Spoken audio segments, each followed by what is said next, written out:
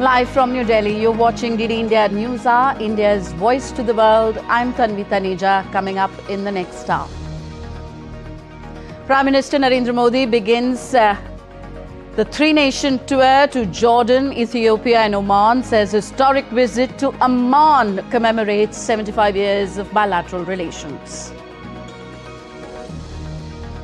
Australia considers tougher gun laws after deadly Bondi Beach mass shooting that left 16 dead. Prime Minister Anthony Albanese targets gun limits and license checks after the tragedy. Hong Kong pro-democracy media tycoon Jimmy Lai, found guilty of sedition in a landmark national security trial, faces possible life sentence. And India wins Squash World Cup for the first time, defeats Hong Kong in Chennai.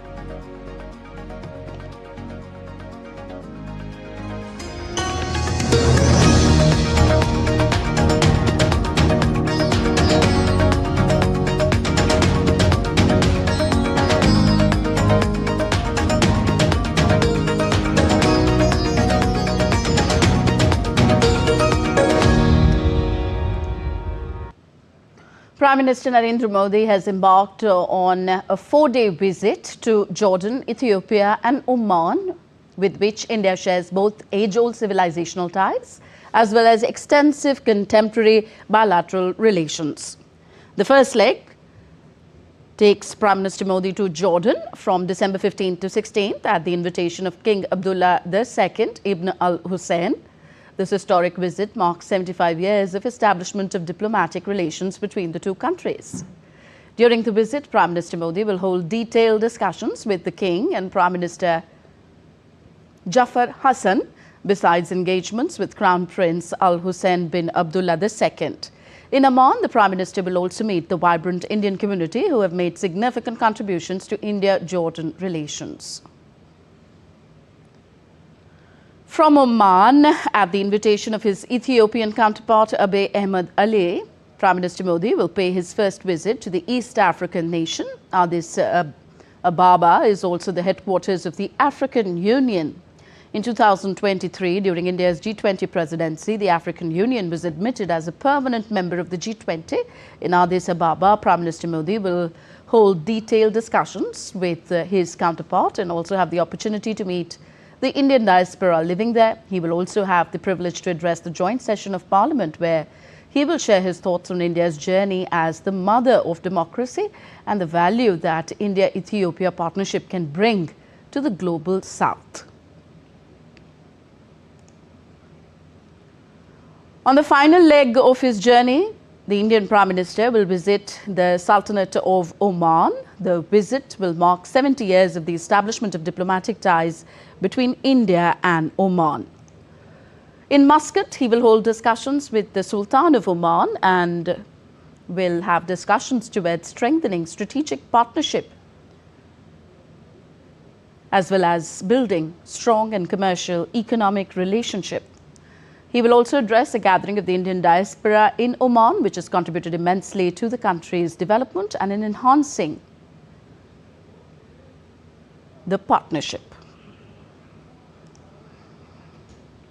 So, marking 75 years of ties, the Prime Minister's Jordan visit will review bilateral relations and regional issues, giving fresh momentum to India-Jordan partnership. DD India's Tapas Bhattacharya reports.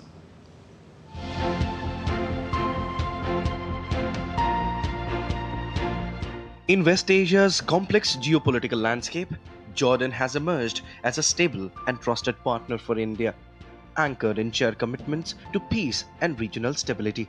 Prime Minister Narendra Modi will undertake a 2-day bilateral visit to Jordan starting Monday at the invitation of King Abdullah bin Al Hussein. This marks the Prime Minister's full-fledged bilateral visit to the kingdom and coincides with 75 years of diplomatic relations between India and Jordan. It's a truly historic and a landmark visit. This is the year when we are celebrating 75 years of establishment of diplomatic relationship between India and Jordan. And perhaps this is the most memorable occasion, and we couldn't have asked for more. We are all looking forward to his presence in our midst. The Indian community here, and His Majesty and the entire government and the leadership have been extremely positive and responsive to this memorable occasion, and we are all geared to ensure a very smooth, successful and productive visit. During the visit, Prime Minister Modi will hold talks with King Abdullah II to review the full spectrum of bilateral ties and exchange views on key regional and global developments. Prime Minister Shri Narendra Modi will embark on a bilateral visit to the Hashemite Kingdom of Jordan from December 15 to 16, 2025. This will be Prime Minister's first full-fledged bilateral visit to Jordan, which is coinciding with the 75th year of establishment of diplomatic relations between India and Jordan. Bilateral visit is taking place after an interval of 37 years. India and Jordan share warm and friendly relations marked by mutual trust and goodwill. The relationship spans across sectors including political, economic, defense and strong people-to-people ties. India-Jordan economic relations have grown steadily over the years. India is now Jordan's third largest trading partner, with bilateral trade valued at nearly $2.8 billion. Jordan plays a vital role in India's food security, supplying critical fertilizers such as phosphates and potash for India's agricultural sector. Both countries are exploring new areas of collaboration, including green energy, water technology, and food security. Tourism cooperation, along with education and digital innovation, is emerging as the next frontier as India and Jordan work towards a future driven by knowledge and innovation. With shared values, growing economic ties and new areas of cooperation, India and Jordan are poised to take their partnership to the next level, turning 75 years of friendship into a future of deeper regional cooperation and mutual growth. With Camperson Ashish, this is Tapash Bhattacharya for DD India from Jordan.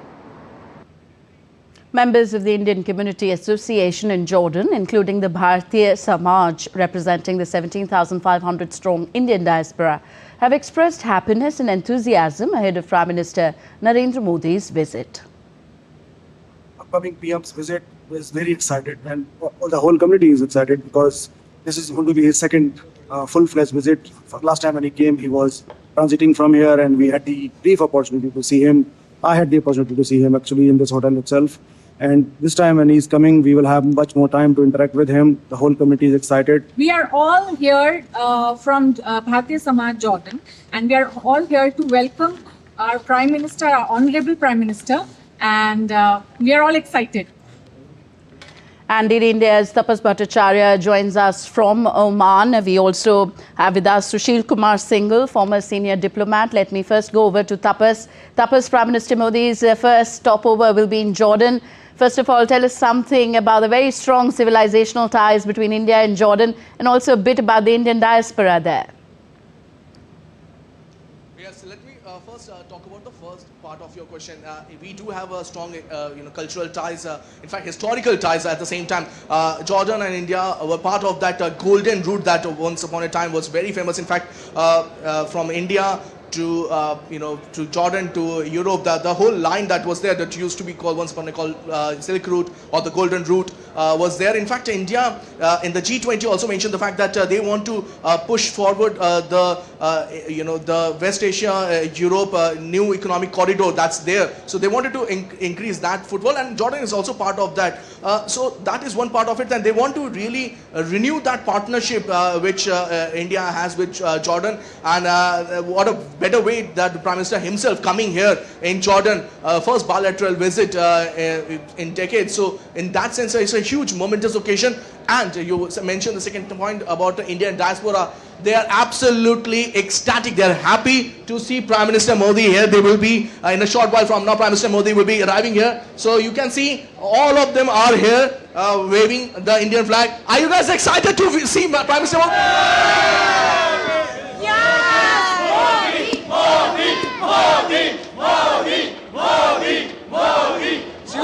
You see the excitement that these people have. It is absolutely breathtaking, magnificent. They want to get a glimpse of Prime Minister Modi. They are here from morning, since morning they are here. They want to come here, see and get a glimpse of Prime Minister Modi, who they believe have made sure that in the whole West Asia, whenever they talk about India, they get a lot of pride. And you see, behind me, this chanting of Vande Mataram still going on. They see Prime Minister Modi as in a way giving a new dimension to the. All right. Tapas there reporting from Amman, Jordan. Let me bring in Sushil Kumar Singhal ji here. Sir, Prime Minister Modi's visit to Jordan will reportedly allow both sides to review the entire gamut of cooperation between the two countries. Tell us the significance and overall objective of such a potentially comprehensive review in the context of shifting geopolitical dynamics in West Asia. Well, Tanvi, this visit of the Honourable Prime Minister Modi to Jordan, of course, it is to celebrate the 75 years of the diplomatic relations. But it's very timely. As we all know, the West Asia is in turmoil. And Jordan is the country which is, at all the fault line they pass through, or it is near. And Jordan is the only country who is in conversation with Israel, with Palestine, with Gulf countries, and with the Western countries. As far as the India and Jordan relations are concerned, as your report also mentioned, our relations are very old, civilizational, and Jordan is a trusted partner of India. So this visit will give an opportunity to our Prime Minister to have to discuss whole gamut of relations. And, we have to remember that Jerusalem and Al-Aqsa Mosque is under the guardianship of Jordan. Secondly, we have this IMEC, India, Middle East, Europe corridor, and Jordan is very important component of that. So I'm sure there will be discussion on that also. Then Jordan intelligence is one of the best in Arab world. And we have very close cooperation. Of course, it's not discussed, but we have very close discussion to keep on the, eye on the terror financing, regional threat mapping, radicalization tracking. So we cooperate a lot. Then energy fertilizer, as you mentioned in your report, they don't have, very interestingly, they do not have much oil, but they have a lot of phosphate and fertilizer, and water management is a challenge for them. And India is cooperating with Jordan to provide technology for desalination, to provide, and also for the green, like it's mentioned in your report also, the green technology for the green energy, wind energy and other energy. So I think these are the areas where they will be talking. So not only the security, but even the bilateral relation and economic relationship will come into the discussion. And I expect number of MOUs will be signed in different fields, including defense, counterterrorism, water management and renewable energy, as I mentioned, education and health. I think these are the focus area which we'll be hearing in the 2 days visit when the Prime Minister visited there. And it will be, I think, a landmark, and because it will be a building block for the future relationship of India, not only with the Jordan, but in the West Asia. Okay. Tapas, coming back to you, like Sushilji mentioned, Jordan may not be rich in conventional oil resources, but it has a significant amount of oil shale reserves. So one of key areas on which India-Jordan talks will likely be focusing on is energy. What exactly India will be looking for in the energy field? So there are a few things that you need to understand. Jordan doesn't have oil first. They have plenty of sunlight. They have plenty of wind. So that's something that India has been helping them with. So new renewable energy, that's something that has been a key focus area. In fact, we were told that there will be 5 MOUs that will come, that will be signed in all likelihood in this particular visit. And in that, one of the key MOUs will be on an agreement on technical cooperation in the field of new and renewable energy. Now, when we talk about new renewable energy, India is a key partner, in fact, one of the founding partners of the International Solar Alliance. So we expect that there will be an intent from the Jordanian side also to join International Solar Alliance. as well as India's biofuel alliance. That's something that that can also be discussed in threadbare in this particular bilateral visit. So we're expecting all this in that particular arena. And at the same time, water crisis is a major issue here in Jordan. India has been a pioneer in water resource management. We believe that that again will be a major MOU from both sides that will be signed. So that's another point that we can discuss. And important points, also, yes. India wants to encourage. India also is expected to help Jordan with higher education, technical education, the STEM research STEM education, that is the science, technology, engineering, mathematics education. In fact, they have a center of excellence here in Al Husseini University, where India wants to in fact increase their partnership in that level. So there will be a lot of MOUs that is expected to benefit both India and Jordan simultaneously. Okay, Tapas, yes, we look forward to those bilateral talks there in Amman. Sushilji, would you like to add to the emerging economic opportunities here, especially what India will be seeking in terms of trade and investment?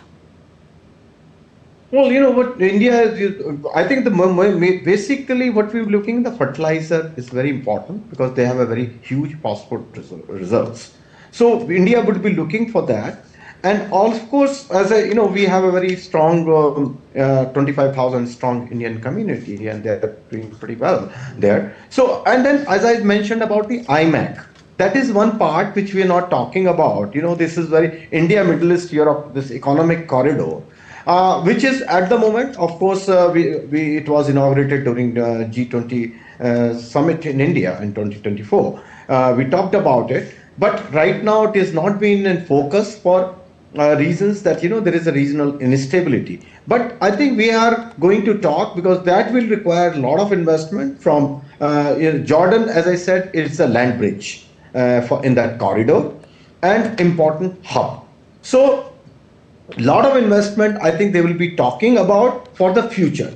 And presently, as I said, these in the area of this water management and renewable energy, I think this is one area, like your colleague also mentioned. I think these are the main areas which we will be looking, and the food security is another area which we'll be talking about. All right. On that note, we leave the discussion here. We look forward to bilateral engagements, which will give us more perspective on India-Jordan evolving partnership. Thank you very much, Tapas Bhattacharya and Sushil Kumar Singhal for being with us and for your valuable perspective on the story. All right, let's move on now onto the other important international news of the day. A mass shooting during a Jewish holiday event at Sydney's Bondi Beach left at least 16 people dead and many injured on Sunday. The incident has been officially declared a terrorist attack and an act of anti-Semitism by Australian authorities. The attack, Australia's worst mass shooting in decades, has sparked calls for even tougher gun control laws in the nation. A report. A mass shooting at Bondi Beach in Australia, Sydney, has been declared a terrorist incident and targeted attack on the Jewish community celebrating the first night of Hanukkah. At least 16 people, including one of the gunmen, were killed and dozens injured remain in hospital following the attack, including 2 police officers who are in a serious but stable condition. The alleged attackers, a father and son, fired into crowds packing the beach for the start of Hanukkah on Sunday evening. Investigations continue in Bondi Beach attack as police raided the home of the alleged gunman. The father was killed at the scene, while his 24-year-old son was in a critical condition in hospital. Australian media has named them as Sajid Akram and his son Naveed Akram. The son is in critical condition in the hospital and is likely to face criminal charges. What's really important is to say that we do have a 24-year-old male in hospital at the moment. Based on his medical condition, it is likely that that person may face criminal charges. I'm very mindful of not prejudicing any prosecution of that person if they're put before the court. In the wake of the shooting, which is Australia's worst mass shooting in almost 30 years, Australian Prime Minister Anthony Albanese convened an emergency meeting of the National Security Committee. PM Albanese said it was time to consider whether the country's gun laws needed to be tightened up again. He termed the attack an act of evil anti-Semitism. The government is prepared to take whatever action is necessary. Included in that is the need for tougher gun laws. This afternoon at 4 o'clock I will put on the agenda of the National Cabinet tougher gun laws, including limits on the number of guns that can be used or licensed by individuals. Quite clearly, the Howard government's gun laws have made an enormous difference in Australia and are a proud moment of reform, quite rightly, achieved across the Parliament with bipartisan support. Prime Minister Narendra Modi extended his condolences to the families who lost their loved ones. External Affairs Minister Dr. S. Jaishankar spoke to Australian Foreign Minister Penny Wong and conveyed his condolences and offered New Delhi's fullest support. US President Donald Trump offered condolences and expressed sympathy for the victims and their families and noted that authorities are investigating suspects in the US and Australia. I just want to pay my respects to the families. We also had 3 injured, but 2 of them are already out of the hospital and one's going to be okay. But we lost 3, so it was a rough day. I can tell you in Syria, there will be a lot of damage done to the people that did it. They got the individual person, but there'll be big damage done. World leaders have also condemned the Bondi Beach terror attack, expressing solidarity with Australia, offering condolences to the victims and their families, and pledging support as authorities investigate the incident. Bureau Report, DD India. So the pain is still fresh for Australians as more information trickles in on those who have been killed and those who survived this terrible tragedy. For more on what this means for Australia, we are joined by Nazia Alvi Rahman. Nazia, going forward, what kind of steps is the Australian government taking to ensure that incidents of this nature do not happen again? Government has already announced that going forward, it will be more of a preventive, they'll take a lot of preventive measures. As I already mentioned, that security has been enhanced around all Jewish community places, synagogues, schools, and extra funding has been announced for Jewish community, particularly for the security of Jewish community. What is very important here to mention is that anti-Semitism has been on rise in Australia since October 7, 2023, since the Hamas and Israel conflict started. And early this year, a special envoy was asked to make guidelines on how we can contain it. And some very strict guidelines were made effective a couple of months ago, wherein any university where even a single case of anti-Semitism is reported or it feels like that the university is not able to contain it, the funding would be reduced or withheld. That was one. And second, even the visas of a lot of, at least 4 to 5 cases of cancellation of visas of people who had anti-Semitic views or even any kind of very extreme right-wing views were cancelled in last 4 months by the Home Ministry. They have also announced measures like very, very close scrutiny of media reporting so that this doesn't fuel further. Another thing which is important here to mention is that gun laws are very strict in Australia, but these 2 gunmen, these 2 shooters last night had 6 licensed arms, which is something very alarming for the government. So they have already announced that they're going to relook into the gun laws of the country. All right, next updates on the Brown University shooting incident. Authorities said that the man held as a person of interest in Saturday's mass shooting is being released from custody. Officials, however, declined to elaborate on why the man who was taken into custody was detained in the first place. Authorities said that they believed an unidentified person pictured in surveillance footage to be the person they were still looking for. While the killer was presumed to remain at large, authorities said on Sunday night that they would not reimpose an initial shelter-in-place order for the campus and surrounding community that had been lifted. The mass shooting, the latest of nearly 400 in the US this year, according to Gun Violence Archive, shook the community at the university, one of the oldest in the United States. The school cancelled exams and classes for the rest of the year, and the campus was quiet on Sunday as a light snowfall blanketed the city. On to the Russia-Ukraine conflict now. President Volodymyr Zelensky has offered to drop Ukraine's aspirations to join the NATO military alliance. It came ahead of his 5 hours of talks with US envoy in Berlin to end the conflict with Russia, with negotiations set to continue on Monday. Trump's envoy Steve Witkoff said a lot of progress was made as he and Trump's son-in-law Jared Kushner met Zelensky in the latest push to end Europe's bloodiest conflict since the Second World War, though full details were not divulged. The move marks a major shift for Ukraine, which has fought to join NATO as a safeguard against Russian attacks and has such an aspiration included in its constitution. It also meets one of Russia's aims, although Kiev has so far held firm against ceding territory to Moscow. The talks were hosted by German Chancellor Friedrich Merz. Britain, France and Germany have been working to refine the US proposals, which in a draft disclosed last month called for Kiev to cede more territory, abandon its NATO ambitions and accept limits on its armed forces.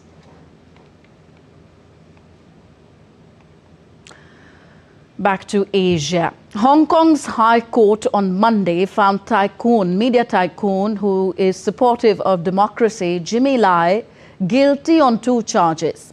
Lai pleaded not guilty to 2 charges of conspiracy to collude with foreign forces in the city's most high-profile trial under a China-imposed national security law, and a charge of conspiracy to publish seditious material.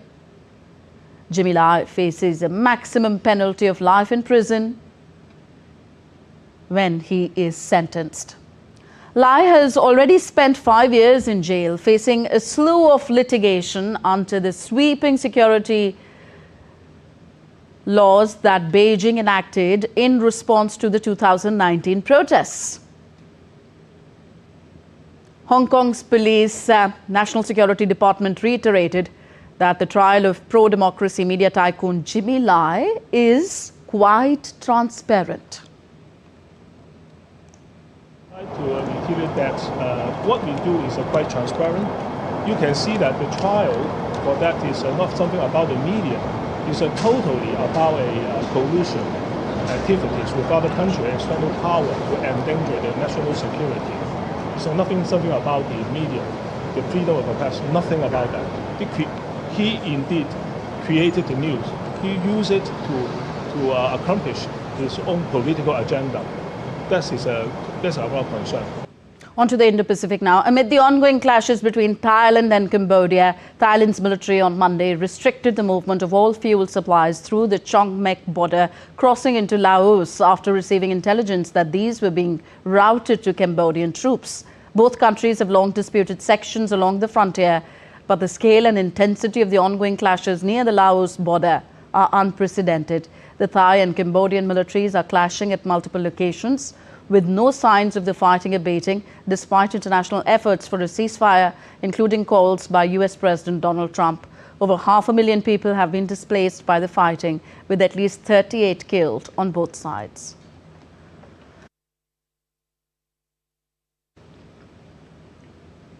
Still to come on DD India News App. An expert take on India's evolving digital censorship framework through the Sahyog portal. Commander of the UAE Presidential Guard, Major General Ali Saif Al-Kabi, arrives in India. And former IAS officer Rajkumar Goyal appointed as the Chief Information Commissioner.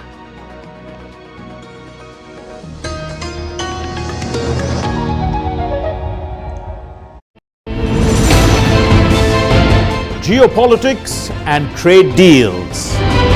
Economic challenges amid development. Hard work and the path to prosperity. It's the economy always. Between walkers, money is what money does and says. Supply creates its own demand. Between the bulls' pulls and bears tears. When supply chains globalization and India rises to the podium. We'll get you centered with the economic brief at 8 p.m. every Thursday on DD India.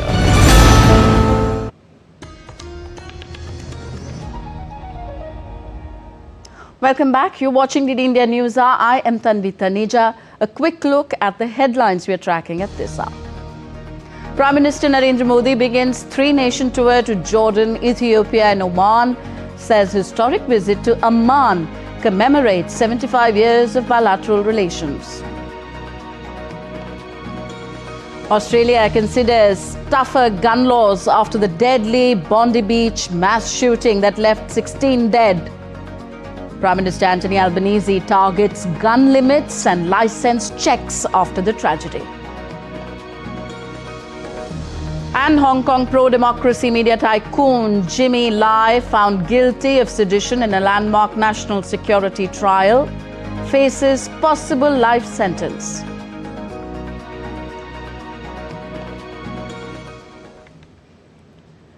Australia's world-first social media ban for children under the age of 16 years came into effect on December 10th, with 10 major platforms, including Facebook, YouTube, TikTok, and X, required to prevent them from holding accounts. Streaming platforms Kick and Twitch are also on the government's blacklist, as are Threads and X. Calling it world-leading and a proud day, Prime Minister Anthony Albanese said this will make an enormous difference and is one of the biggest social and cultural changes that their nation has faced. Albanese also said that the government has made the change to support children who've grown up with algorithms, endless social media feeds, and the pressure they bring along with it. This will make an enormous difference. It is one of the biggest social and cultural changes that our nation has faced. It's a profound reform which will continue to reverberate around the world in coming months to assist not just this generation but generations to come. It is about our families taking back control. We will take back control. We will control the impact that this is having. You'll know better than anyone what it's like growing up with algorithms, endless speeds, and the pressure that can come with that. That's why we've taken this step to support you. Above all, make the most of the school holidays coming up, rather than spending it scrolling on your phone. Start a new sport, learn a new instrument, or read that book that's been sitting there on your shelf for some time. And importantly, spend quality time with your friends and your family, face to face. Hundreds of thousands of adolescents were locked out of apps they once scrolled through for hours each day. Though Australians had mixed perspectives about the social media ban for children, parents in particular believe that this step will surely help the teens or the younger generation identify and focus on their interests and use their potential constructively. The decision has now put the onus on social media platforms to take reasonable steps to block minors from having accounts and platforms that breach the law, or else face a fine of up to 49.5 million Australian dollars. Another such story coming from India. The ban, that Australia has imposed is definitely first of its kind and is being watched closely by other countries. A number of other countries are not far behind, and so is India. In the past year, a clear picture has emerged of the rapid increase in surveillance of social media and digital platforms in the country. According to a recent data, between October 2024 and October 2025, the central government issued orders to block over 2,300 pieces of content on 19 online platforms. These platforms include WhatsApp, Facebook, YouTube, and Instagram, through the Ministry of Home Affairs Sahyog portal. These orders cover a wide range of online links, including allegedly offensive or unlawful posts online or entire accounts. Sahyog portal provides a centralized platform for addressing unlawful online content. It enables the automated issuance of removal notices to intermediaries, ensuring swift action against harmful material circulating in cyberspace. It brings together all authorized agencies across India onto a single interface, thereby strengthening the government's ability to respond effectively to unlawful content in a timely manner. And Subimal Bhattacharjee, renowned IT expert, joins us on the show now. Hi, Subimal. Let's first talk a bit about Australia, where the government, in order to protect children online, passed a law that requires social media companies like TikTok, Meta and YouTube to block accounts for under 16s. Well, the government calls it a necessary step to protect children from online harms. How do you look at the Australian law to begin with? Well, Tanvi, I think this is a good step from their perspective. Because the number of teenagers and the number of people that will be impacted is still much lesser than what can be in a big country and number of users in India. And the effort that they have undertaken after quite some time, in terms of a notice period, it's a significant step, and one needs to see how the implementation happens, because the responsibilities on the intermediaries about the deletion of names that are already existing below the 16 years, and if not the penalty that you just mentioned, but for the youngsters who are already there, there is no impact, or there's no fine on them or any kind of a legal provision. So I think the responsibility on the intermediaries in a way is a good step, because the whole intent behind this is to keep the children safe and, I would say even protected, because in these days all kinds of content are made available. So they took a decision that 16 is their base year, because if you see most of the platforms, generally they use 13 years as a kind of an entry gate into the social media stack. So it would be important to see how they implement it in the next few years. But what I also wanted to tell you was that, many questions also come up that, what should India be doing and all. But if you look at India, right from the intermediary guidelines, rules that were notified in 2021, where responsibility on the social media intermediaries were put, and even the very recent data protection, personal data protection, act that came in 2023 and being implemented from November after the rules were notified, the age of 18 years has been kept as the threshold below which parental controls and parental permissions would be required. So I think, Okay, so on a more general plane, do you agree that governments everywhere need to impose some degree of control to prevent false and mischievous information being disseminated in the very powerful social media space, and that the absence of such control can be potentially extremely damaging to the interests of citizens? Yeah, I think, for a long time, it has been left to the intermediaries to be able to handle this emerging situation of all kinds of content going through, and also a step that has been taken in many countries has been to somewhere regulate it. I would say it's a soft regulation. Age might vary here and there a little bit, but definitely yes, is the answer to your question. Okay, now let's talk a little bit about this portal called Sahyog. Could you elaborate on the Indian government's objective in launching the Sahyog portal?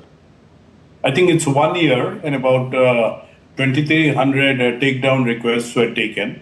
The basic idea, of bringing in Sahyog, and I rate it as a very good step, because you need these notices, takedown notices, to be taken seriously by the intermediaries and in a very, very quick, time frame. And very many times you would find them, digging their feet, to that extent that also gone to the court, and the Karnataka High Court had said that the union government was right and held the Sahyog portals operational from October 2024. Right. So what does it basically provide is the platform where designated officers can come and seek the removal of particular content, and that has to be taken down by the particular intermediary in question. The good part is that the Home Ministry or the IFC within it has been able to onboard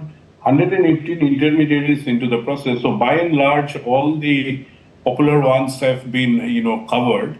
And if you see, WhatsApp received about 1,392 takedown notices in the last 1 year, followed by Facebook with 255 and others, in the a little bit lower down level. But if you see every platform where such kind of wrong information flows and illegal information flows, they have been captured and they have been addressed. And even if you go further in October this year, when the government notified some more changes to the IT rules, then there also how the misuse or anything around that doesn't happen has been notified. So I think it's a very good step.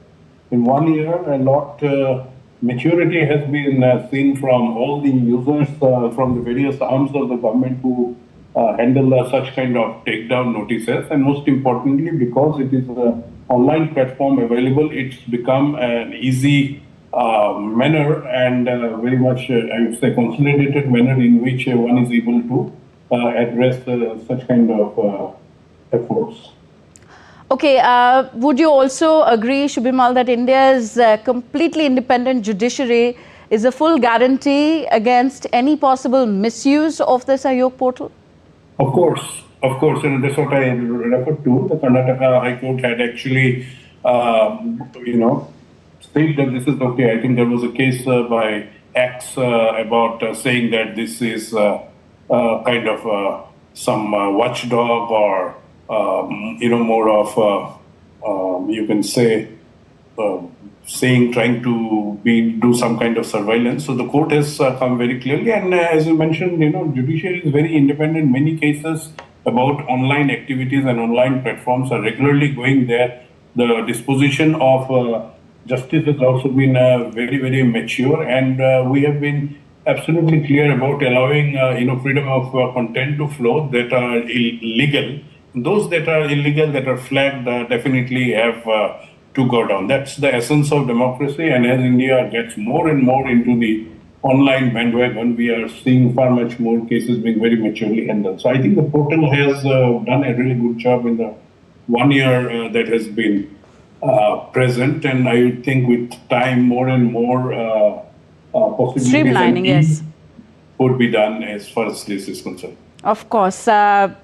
As the digital age progresses, we all have our rights intrinsic to our human development. Of course, right to privacy also being one of them. And if I can say for myself, we who are in the public domain are all often victims of artificial intelligence being, put into our videos, doctored for whatever, personal gains. Of course, all that should be avoided, because in this age of fake and mischievous information, we need a portal where at least the authentic information is only out. We leave it here. Thank you very much, Shubhimal Bhattacharjee, for joining us on the show. All right.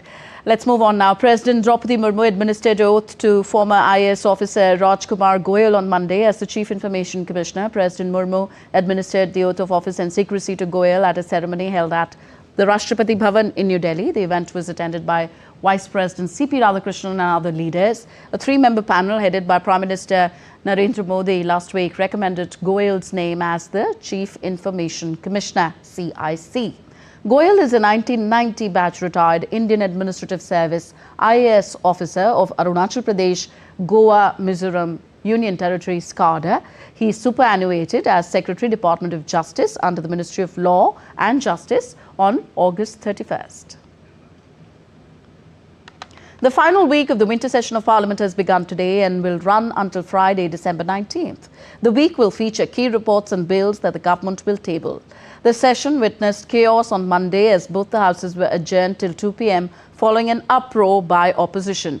Immediately after papers were laid in the Rajya Sabha, leader of the upper house, And Union Minister J.P. Nadda condemned the Congress for the slogans, saying that they reflected the party's thinking. The Rajya Sabha resumed discussion on electoral reforms. Meanwhile, in the Lok Sabha, Parliamentary Affairs Minister of State Arjun Ram Meghwal introduced the Repealing and Amending Bill 2025, while Education Minister Dharmendra Pradhan introduced the Viksit Bharat Shiksha Adhishtan Bill 2025. The Sustainable Harnessing and Advancement of Nuclear Energy for Transforming India Bill 2025 was also introduced in the lower house today.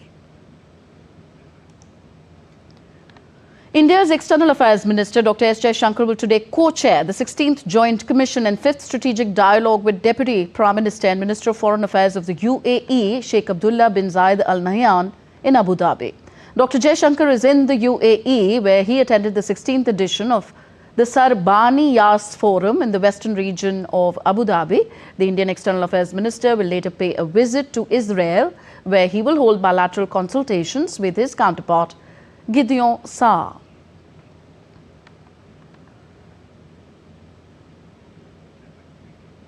And Commander of the UAE Presidential Guard, Major General Ali Saif Al-Kaabi, arrived in India. Upon his arrival, the Major General was accorded a ceremonial Guard of Honor at South Block Lawns. Major General Ali Saif Al-Kaabi heads the elite UAE Presidential Guard unit. The unit is responsible for protecting the UAE President and safeguarding key national interests.